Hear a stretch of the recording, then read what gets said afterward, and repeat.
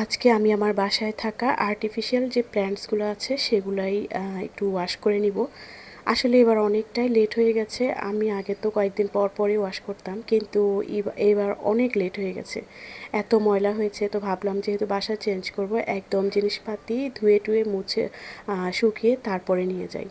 আর কিভাবে ওয়াশ করছি সেটাও তোমাদের সাথে শেয়ার করছি। এখানে আমি একটু শ্যাম্পু আর হচ্ছে যে ডিটারজেন্ট পাউডার আছে সেটাই দিয়েছি, আর কুসুম যে গরম পানি আছে ওই গরম পানির মধ্যে ভালো করে ফেনা করে তারপর হচ্ছে এগুলো ভালো করে ওয়াশ করে নিয়েছি।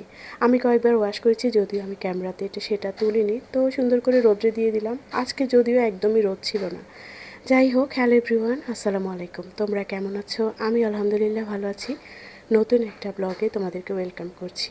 আজকে একটা শাক রান্না করব। এই শাকটা তোমরা কারা কারা চেনো সেটা অবশ্যই আমাকে জানাবা। এটা আমাদের গ্রাম থেকে আনা হয়েছিল, তো সেটারই একটা ডাটা আপুদের ওখানে লাগানো হয়েছে, সেখান থেকে এই অল্প একটু শাক হয়েছিল।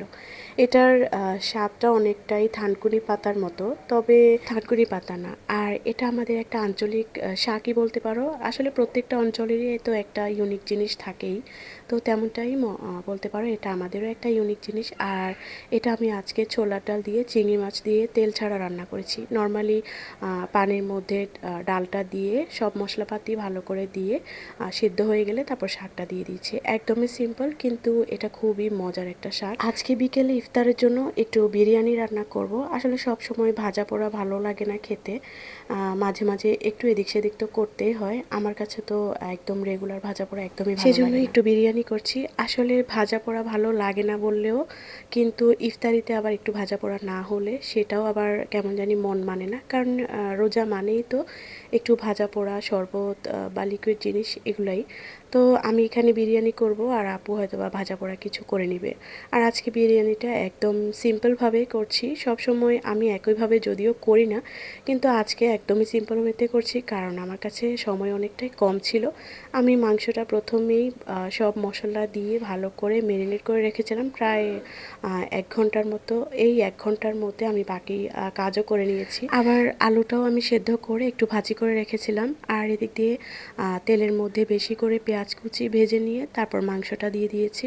আর এই যে চালটাও কিন্তু আমি অনেকক্ষণ ভিজিয়ে রেখেছিলাম। আসলে বললাম না, এগুলো একটু ভিজিয়ে রাখা বা ম্যারিনেট হতে হতে আমি অন্য কাজ করেছিলাম। আমার কাছে নর্মাল বিরিয়ানি রান্নার ক্ষেত্রে রাঁধুনির মশলাটা খুবই ভালো লাগে, এর স্মেলটা এত ভালো লাগে। তো আমি সব সময় রাঁধুনির মশলাই ইউজ করি। আদারওয়াইজ হয়তো বা পাকি বা কাচ্চির ক্ষেত্রে আমার নিজস্ব একটা মশলা আছে, সেটাই ইউজ করি।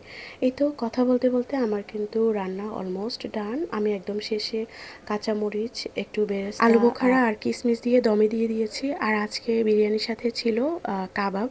এই তো আমার ব্লগটা আজকে এখানে শেষ করছি। তোমরা ভালো থেকো, ইনশাল্লাহ আবার তোমাদের সাথে নতুন কিছু নিয়ে কথা হবে। আল্লাহ হাফেজ।